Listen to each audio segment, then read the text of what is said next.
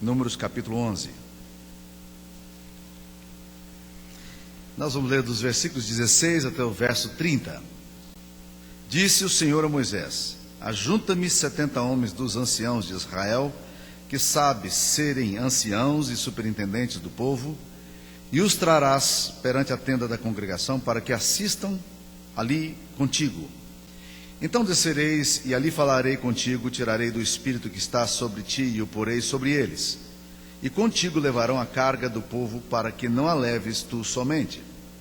Dize ao povo: santificai-vos para amanhã, e comereis carne, porquanto chorastes aos ouvidos do Senhor, dizendo: quem nos dará carne a comer? Dizendo: quem íamos bem no Egito, pelo que o Senhor vos dará carne e comereis. Não comereis um dia, nem 2 dias, nem 5, nem 10, nem ainda 20, mas um mês inteiro, até vos sair pelos narizes, até que vos enfastieis dela, porquanto rejeitastes o Senhor, que está no meio de vós, e chorastes diante dele, dizendo: por que saímos do Egito? Respondeu Moisés: 600.000 homens de pé é este povo no meio do qual estou, e tu disseste: dar-lhes-ei carne, e a comerão um mês inteiro? Matar-se-ão para eles rebanhos de ovelhas e de gado que lhes bastem? Ou se ajuntarão para eles todos os peixes do mar que lhes bastem? Porém o Senhor respondeu a Moisés: ter-se-ia encurtado a mão do Senhor? Agora mesmo verás se cumprirá ou não a minha palavra. Saiu, pois, Moisés e referiu ao povo as palavras do Senhor. E ajuntou 70 dos anciãos do povo e os pôs ao redor da tenda. Então o Senhor desceu na nuvem e lhes falou, e tirando do espírito que estava sobre ele, os pôs sobre aqueles 70 anciãos. Quando o espírito repousou sobre eles, profetizaram, mas depois nunca mais. Porém no arraial ficaram 2 homens, um se chamava Eudalde e outro Medade. Repousou sobre eles o espírito, porquanto estavam entre os inscritos, ainda que não saíram à tenda, e profetizaram no arraial. Então correu um moço e o anunciou a Moisés, dizendo: Eudade e Medade profetizam no arraial. Josué, filho de Num, servidor de Moisés, um dos seus escolhidos, respondeu e disse: Moisés, meu senhor, proíbe-lhe. Porém Moisés lhe disse: tens tu ciúmes por mim? Tomara todo o povo do Senhor fosse profeta, que o Senhor lhes desse o seu espírito. Depois Moisés se recolheu ao arraial, ele e os anciãos de Israel. Então soprou um vento do Senhor e trouxe codornizes do mar, e as espalhou pelo arraial, quase caminho de um dia. Ao seu redor, cerca de 2 côvados sobre a terra. Levantou-se o povo todo aquele dia e à noite, e outro dia as recolheu as codornizes, e que menos colheu teve 10 homeres, e as estenderam para si ao redor do arraial.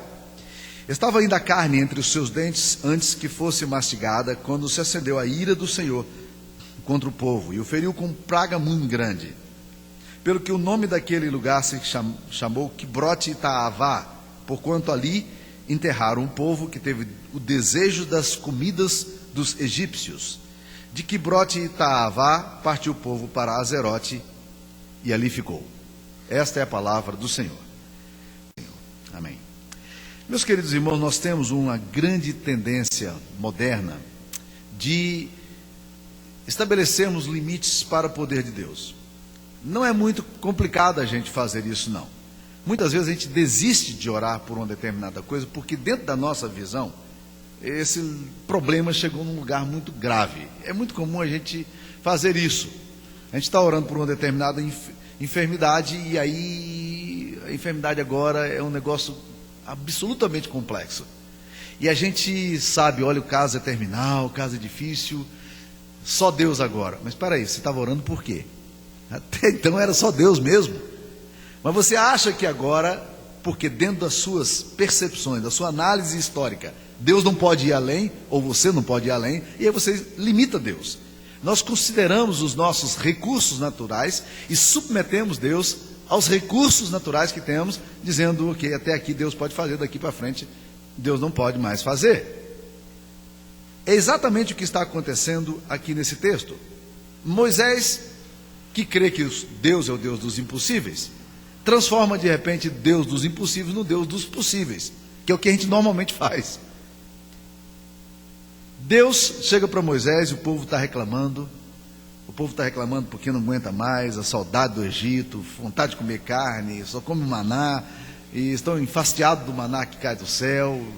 Eles querem algumas novidades, e então Deus chega para Moisés e diz: olha, eu vou mandar carne para esse povo, mas não vou mandar carne por um dia não, e nem por uma semana, e nem por 10 dias, e nem por 20 dias, vou mandar carne para o mês inteiro. Aí Moisés pirou, literalmente ele pirou. Ele dá uma bronca em Deus, ele tenta mostrar os fatos para Deus, ele tenta convencer a Deus de que Deus está prometendo é absolutamente insano. Ele argumenta com Deus. Respondeu Moisés: 600 mil homens de pé e este povo no meio do qual estou, e tu disseste: dar-lhes-ei carne e comerão um mês inteiro? O senhor está maluco?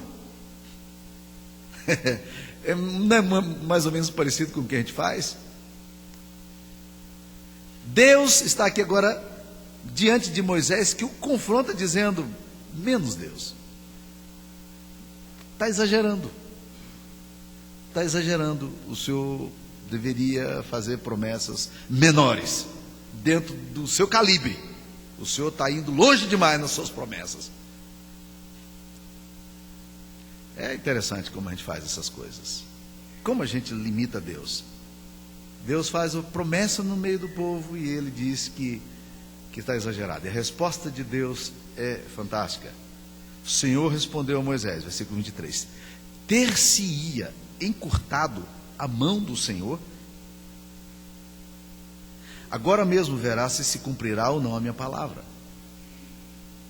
Moisés, a mão minha, o meu poder, a minha capacidade de fazer as coisas diminuiu. E é interessante que Moisés já tinha recentemente visto coisas sobrenaturais acontecendo, estrondosas, magníficas, maravilhas. Ele viu um mar se abrir. Ele não deveria ter dúvidas em relação à capacidade de Deus de fazer o que Deus queria fazer. No entanto, agora Deus faz a pergunta, que é a pergunta básica para a gente refletir nessa manhã. A mão de Deus se estendeu, o braço de Deus está mais curto, Deus aposentou. Onde é que está a capacidade de Deus de fazer as coisas? Deixa eu considerar algumas lições que eu acho que nós precisamos aprender aqui desse texto. A primeira delas, eu diria que a gente não deve lidar com as coisas de Deus a partir da realidade, mas a partir daquilo que Deus é. Nós lidamos com nossos problemas a partir da realidade, dos fatos. A gente bota os fatos na mesa, a gente faz uma análise, a gente é bom economista, a gente é bom para avaliar as coisas, a gente faz análise e diz: ok, agora vai dar ou não vai dar? Não, agora não dá. Eu tive o privilégio de trabalhar com um rapaz que era presbítero da igreja, presbítero muito jovem, em Goiânia. Ele hoje é superintendente do INSS. E ele era tesoureiro. E esse homem, um determinado dia, nós estávamos numa discussão, e estávamos discutindo o orçamento da igreja, o que nós podíamos fazer, o que não podíamos fazer, e nós então perguntamos para ele: Álvaro, e aí, você como tesoureiro, qual é a análise que você faz? Ele diz: você quer que eu fale como economista, ou você quer que eu fale como homem de Deus? Como economista não dá não, mas como homem de Deus eu posso dizer dá. Essa é a grande diferença. Eu tive um outro privilégio de trabalhar com outro presbítero da nossa igreja lá no Rio de Janeiro, Ageu, funcionário da Petrobras, tesoureiro muito tempo na igreja. E quando a gente fazia os orçamentos e discutíamos o orçamento, ele virava e falava o seguinte, e a gente perguntava: não, tem determinada solicitação do ministério tal, da missões tal, vamos ajudar ou não? Ele disse assim: